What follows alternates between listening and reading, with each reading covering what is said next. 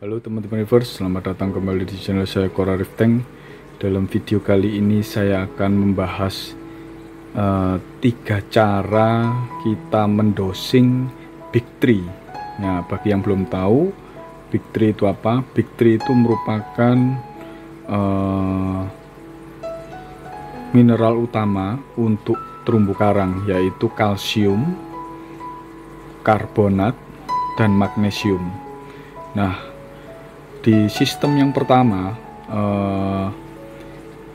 di gambar ini ya, itu adalah sistem saya waktu dosing menggunakan dosing pump. Jadi yang pertama adalah dosing menggunakan dosing pump. Dosing pump itu isinya ada 3, biasanya ada 4, tapi yang umum ada 3, yaitu untuk mendosing Big Tree yang saya sebutkan tadi, kalsium, karbonat, dan magnesium.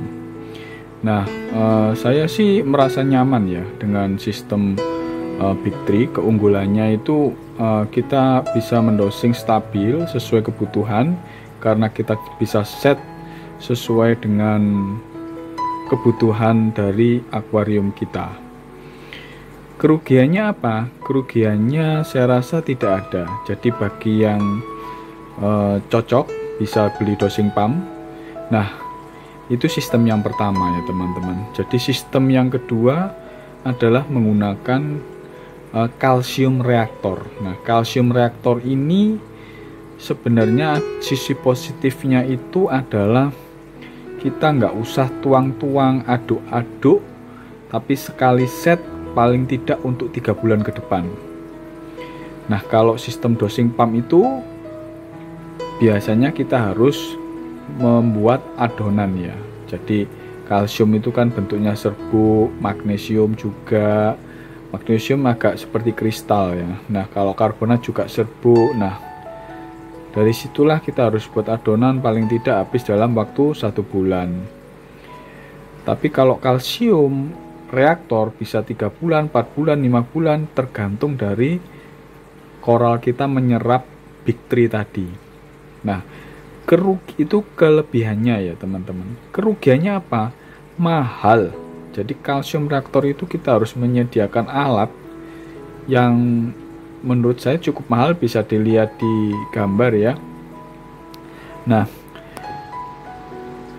kita harus beli kalsium reaktornya sendiri. Untuk tabung reaksinya itu sekitar paling enggak 3 juta. Kemudian belum tabung CO2 nya, belum ngisinya kalau habis, belum lagi media reaktornya. Jadi paling tidak budget kita 5 juta teman-teman.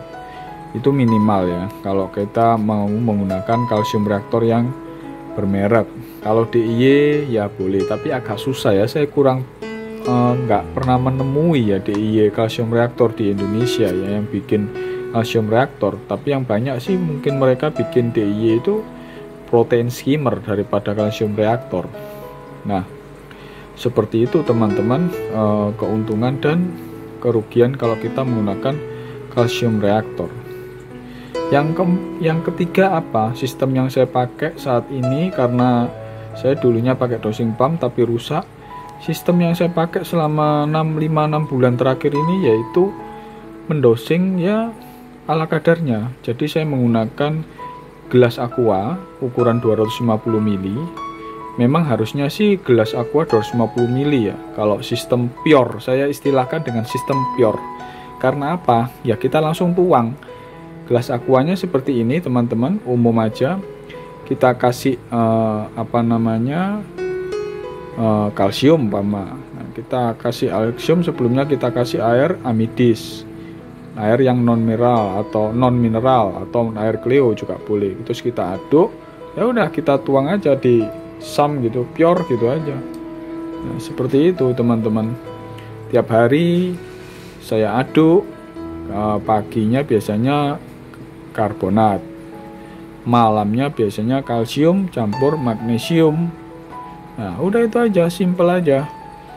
Ya, sebelumnya sih kita harus ukur. Jadi kebutuhan kita harus ukur berapa kebutuhan kita. Nah, itu kita bisa tahu sehari saya biasanya sih kasih dosing sekitar 10 gram karbonat, kalsium juga sama. Kalau magnesium lebih sedikit ya, kisaran 5 gram mungkin kalau magnesium. Jadi supaya, karena magnesium kebutuhannya nggak banyak di tank saya.